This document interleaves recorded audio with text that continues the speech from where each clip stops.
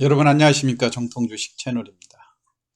5월 14일 토요일인데요. 5월달도 벌써 2주일치 2주간의 주식시장이 마감이 됐고요.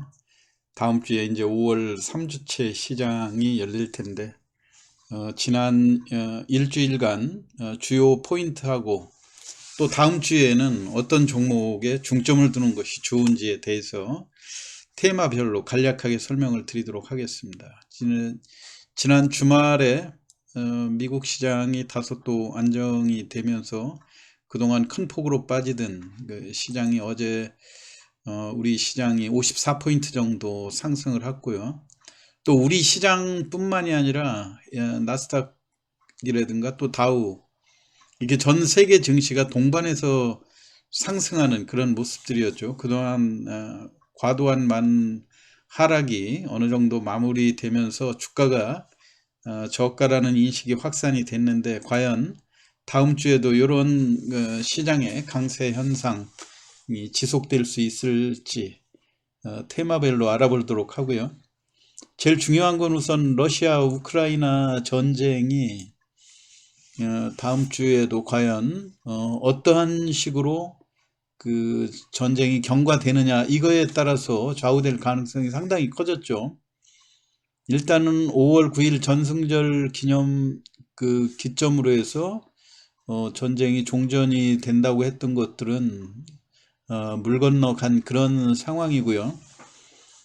지금 러시아와 우크라이나의 그 대결도 일부 우크라이나의 강력한 반발에 힘입어서 러시아 쪽이 피해를 많이 입는 그런 상황으로 전개가 되고 있죠. 거기다가 이번 전쟁 영향으로 인해서 그동안 중립국의 위치를 지키던 핀란드하고 스웨덴도 나토 가입을 추진한다는 이런 영향으로 인해서 과연 여기에 대해서 러시아가 우크라이나에 취했던 이런 행동하고 똑같이 또 제재를 할 수 있을 건지, 그런 상황에서 본다면은 북유럽 사태는 좀 더 긴장으로 이어지지 않을까, 그런 상황이죠. 그거에 따라서 시장에 우리가 곡물이라든가 음식료, 또 상대적으로 또 종전을 대비한 전후 복구 관련 기업들, 이런 종목들이 그동안 순환매로 전개가 됐었는데요. 앞으로 요거에 따라서 사료주들도 지금 순환매가 일순환 돌았는데 주가가 많이 하락돼 있는 그런 모습이죠. 지난번 한일 사료 중심으로 해서 큰 반등을 시도하다가 이게 이제 무산이 되니까 여기에서 주가가 10%가 넘는 그런 하락을 보였고요. 마찬가지로 일부 대주산업이라든가 이런 것도 기존의 저점까지 또 근접한 이런 모습이 아닙니까? 지난번 같은 경우 3,200원대에서 강력한 좀 상방 탈출이 됐는데, 지금 바닥권에 있을 때는 항상 주식이 반등할 것 같은 그런 모습들은 보이질 않거든요. 거래량도 좀 더 감소하고 이런 모습이어서 러시아 우크라이나의 그 진행 경과, 또 스웨덴과 핀란드의 추가적인 그 나토 가입을 둘러싸고 벌어질 수 있는 그런 긴장 관계가 어떻게 그 진행이 되느냐에 따라서 좌우가 될 거로 보여지고요. 또 그거에 따라서 그 최근에 이제 대한제당 같은 경우 외국인의 매수세들이 원활하게 들어오면서 주가가 상승 모색을 하는 그런 모습인데요. 지난 주말에도 외국인들이 한 14%, 14만 주 정도 순매수를 보여줬죠. 그래서 이제 이쪽 그 사료주들도 요 안에서 순환매 양상으로 전개가 되고, 기타 팜스토리라든가 마니커, 하림 같은 종목들도 주가가 단기적으로 낙폭이 크기 때문에 장중에서는 지속적으로 상승 시도가 나오다 종가에 밀리는 그런 상황으로 전개가 되고 있거든요. 이게 이제 전형적으로 주가가 약할 때 전강 후약 패턴으로 전개가 되는 그런 모습이긴 한데요. 여하튼 좀 단기적으로 낙폭이 크다고 하는 점. 그 다음에 최근 하림 같은 경우는 펜오션의 지주회사로서 흑자가 많이 나오고 실적 호전이 영향을 미치지 않을까 그런 생각이에요. 물론 하림의 대주주는 또 하림 지주가 또 있죠. 하림 지주가 실질적으로 하림의 홀딩 컴퍼니로서 지주회사로서 하림을 소유하고 이런 상황이고, 또 하림 지주가 펜오션을 지분을 가지고 있는 이런 상황이죠. 그러면서 이 전체적으로 하림 같은 경우 사료라든가 또는 이런 닭고기 가공육 이런 쪽에서 큰 폭의 실적 호전이 기대되고 한다는 측면. 여하튼 북유럽의 전쟁 상황과 관련된 긴장 관계의 영향으로 당분간 곡물이라든가 음식료 관련 또 전후 복구 관련 기업들은 상대적으로 평화 분위기가 조성됐을 때 올라가는 그런 상황이죠. 그리고 원자재 가격으로 구리라든가 알루미늄가가 최근에 급등, 특히 알루미늄의 가격이 지난 주말에도 큰 폭으로 개선된 그런 상황이 있어 가지고요. 알루미늄 관련 기업으로는 조일알루미늄 같은 경우도 지난 주말에 주가가 1, 4분기에 큰 폭의 실적 호전을 보였다 해가지고 시간에서 상한가까지 진입하는 이런 모습인데, 이 차트에 있어서 우리가 지나간 차트를 많이 답습을 하는데요. 꼭 조일알루미늄 같은 경우 실적이 좋다고 했을 때 주가가 이렇게 고점을 지키지 못하고 장대 음봉으로 마무리되는 게 하나의 최대의 단점이라고 보여져요. 그래서 이번에도 제가 내심 이 주식을 볼 때 2,800원대, 지금 대략 우리가 조일알루미늄 같은 경우 여러 가지 다양한 재료들이 많이 있는 회사 아닙니까? 이제 조일알루미늄에 대한 상승 모멘텀으로는 국제 알루미늄가도 상승을 하고, 또 알루미늄 자체가 차량 경량화 재료로 전기차의 소재로 쓰이기도 하고 2차 전지 양극박의 소재로 사용이 되면서 롯데 알루미늄의 2차 전지 양극박을 제공하는 데 있어서 서로 MOU를 체결하고 하지 않았습니까? 그래서 연간 5,000톤에 이르는 생산량을 4만 톤 규모로 확대하겠다 해서 작년에 이미 매출액이 신장되고 영업이익이 대폭 호전될 것으로 기대가 됐었지 않습니까? 이게 조일알루미늄의 공시한 1, 4분기 실적 기준인데요.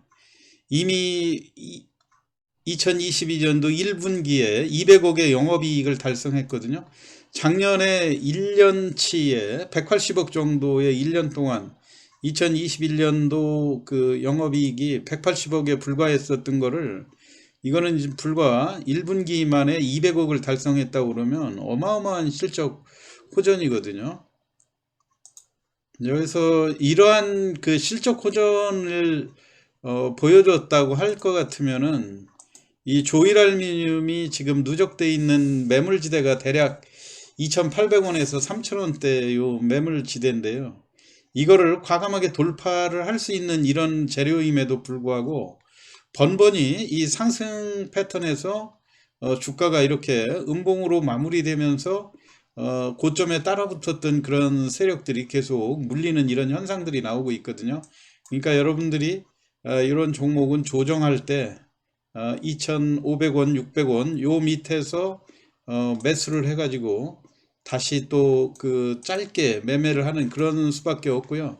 지금 다시 또 2,500원 밑으로 하회하는 이런 모습들이기 때문에 다시 또 반등을 염두에 두고, 이렇게 실적이 호전된 종목들은 결코 주가가 거꾸로 가는 그런 사례들은 없거든요. 그러니까 조금 발이 느린다 할지라도 대략 2,500원 요 근방에서는 주식을 매수 보유하는 그런 전략이 필요할 거라고 생각이 되고요.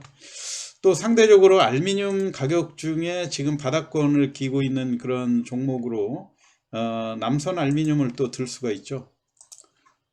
남선 알루미늄도 지난번에 이제 쌍용차의 인수 후보로 거론이 되면서 주가가 4,700원대까지 급등을 했다가 장기간의 조정을 거쳐서 지금 바닥권에서 다시 3,000원대 돌파를 조심스럽게 타진하는 이런 종목이긴 한데요.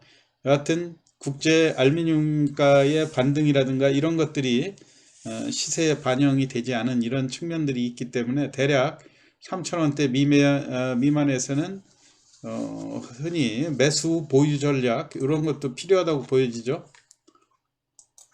그리고 이제 금리 인상이라든가 인플레, 경기 침체 이런 걸로 인해서 주가가 큰 폭으로 조정을 했다가 지난 주말부터 일단 그 과도한 바닥권의 그 하락 탈출을 시도하는 이런 모습들이기 때문에 당분간은 대형주 쪽이 그렇게 속수분책으로 밀리는 그런 상황은 전개되지 않을 거라고 생각이 됩니다. 그렇기 때문에 여러분들이 다음 주에는 대형주 삼성전자를 비롯한 우량주에서도 약할 때 충분히 이제 반발 매수가 들어올 수 있는 이런 모습들이고, 지난 금요일 날 다소 좀 우려스러운 거는 외국인이 곧바로 매수했다기보다는 기관의 매수 힘으로 주가가 이렇게 반등하는 모습들이었거든요. 그리고 지금 현재 시장에 그중 가장 큰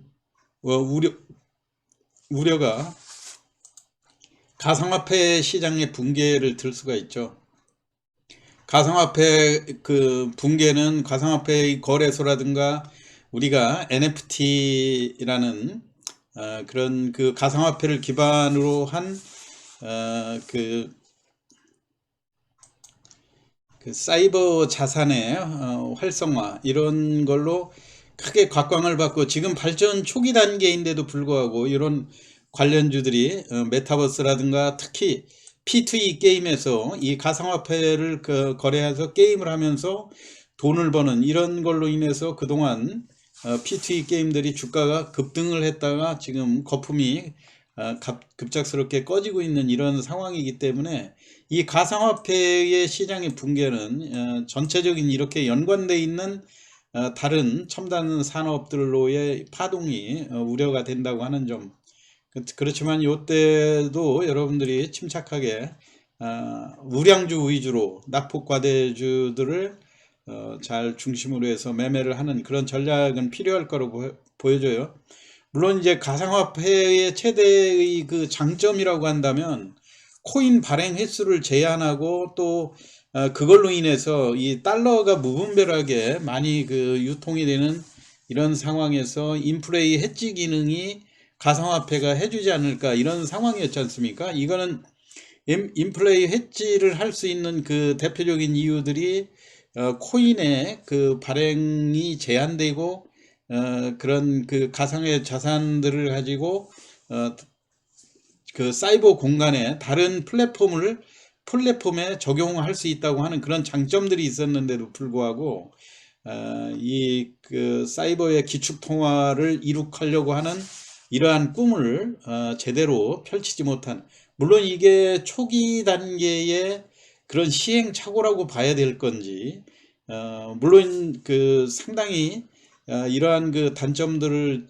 해소하기 위한 많은 시도들이 있었죠. 우리 이번에 스테이블 코인으로 안정적인 코인의 그 달러하고 연관이 돼서 그 암호화폐의 최대의 그 단점이라고 하면 이 안정성을 확보할 수 없다고 하는 이런 측면에서 이번에 우리 국산 코인으로 세계에 관심을 모았던 테라라든가 루나 이런 사태들이 결국은 그 시장에서 130조가 넘는 이런 규모들이 상장 폐지를 당하는 이런 아픔을 나오지 않았습니까? 그리고 이걸로 인해서 이 가상화폐가 이 정해진 이런 룰을 준수하는 이런 면들이 있으면은 차라리 좋은데요.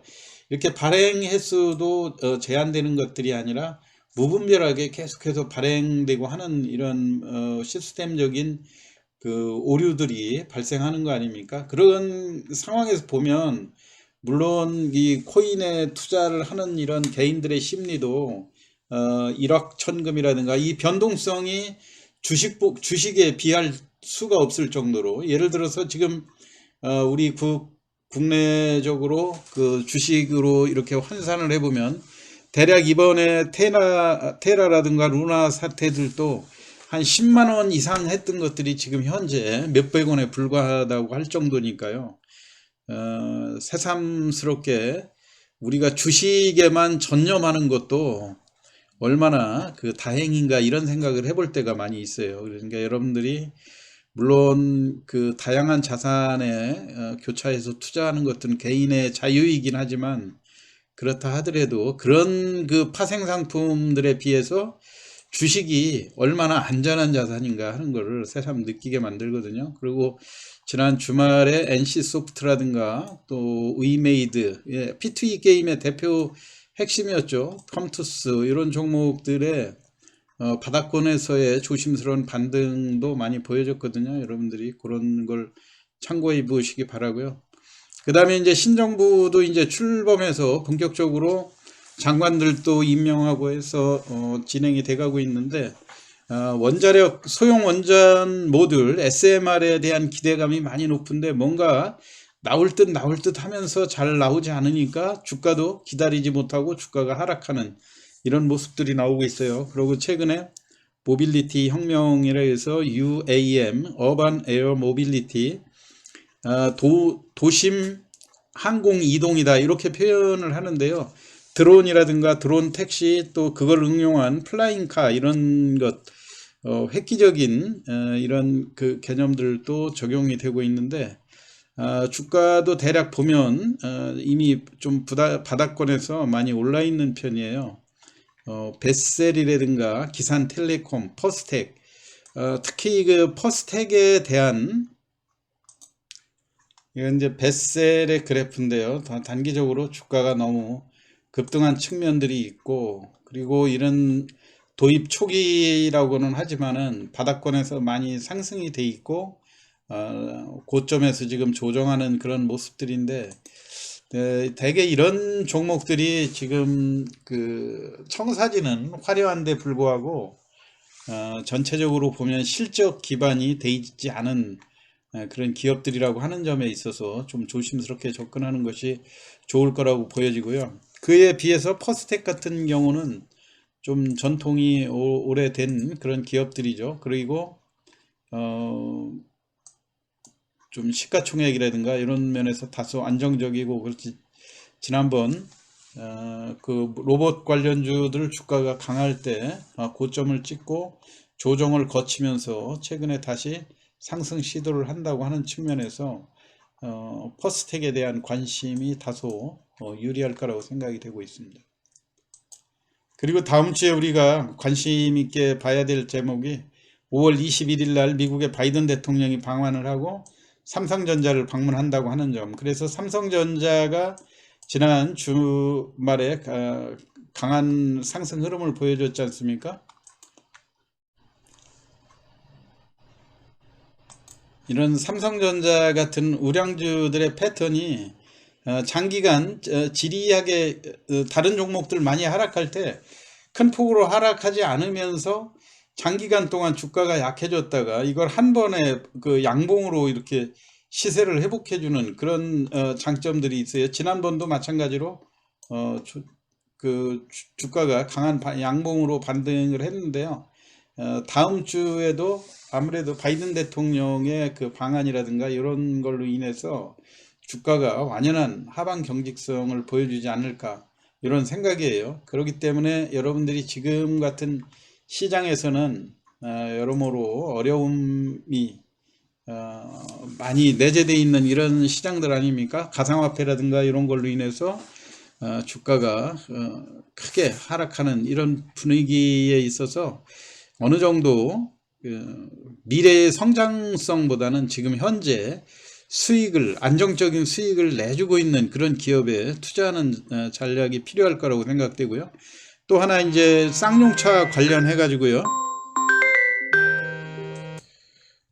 그리고 그동안 계속 언론에 주목을 받던 쌍용차 인수가 KG그룹 컨소시엄이 1차 협상 대상자로 선정이 되면서 일단 마무리됐죠. 그렇기 때문에 지난 주말에 무려 장중 변동이 19%까지, 이게 뉴스 효과에 따라서 충분히 이렇게 발표가 되면 고점을 찍고 밀리고 하는 거는 증시에서 아주 그 변함이 없는 그런 속성이거든요. KG ETS가 19%까지 상승했다가 마이너스 6%로 하락하는 이런 모습이고, 특히 KG 케미칼 같은 경우도 가격으로 따지면 15,000원 이상의 가격 변동이 나오지 않았습니까?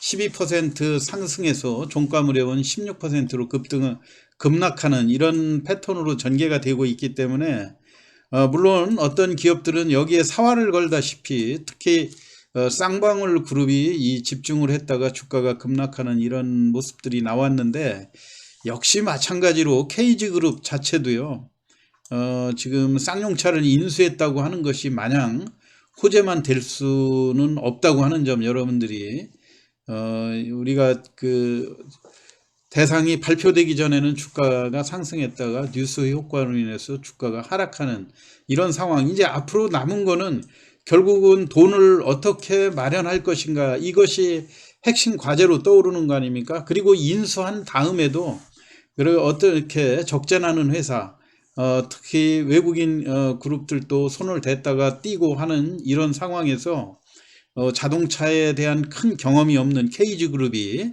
어떻게 안정적으로 쌍용차를 인수해서 끌고 나갈 것인가. 물론 이게 이제 1차 협상이라고 또 확정된 이런 상황은 아니죠. 나중에 다시 새로운 그 인수자가 이 KG그룹이 제시한 이 가격보다 더 비싸게 제시를 할 경우에 인수자가 바뀔 수 있는 이런 가능성은 얼마든지 있지만은요, 결국은 이 쌍용차 인수라고 하는 것도 마냥 축복일 수만은 없고 독이 든 성배가 되지 않도록 이 경영에 있어서 각별히 주의를 해야 된다고 하는 점. 그리고 여러분들도 투자하는 이런 입장에서 단순히 뉴스 효과에 의해서 섣불리 진입하는 이런 전략도 신중을 기해야 할 것이라고 생각됩니다. 오늘 주말 시황이요, 지난번 핵심주 이슈를 중심으로 해서 종목들을 말씀을 드렸습니다. 여러분 참고하시기 바라고요. 다음 주에도 좋은 투자 수익 올리시기 바랍니다. 시황 마치겠습니다. 감사합니다.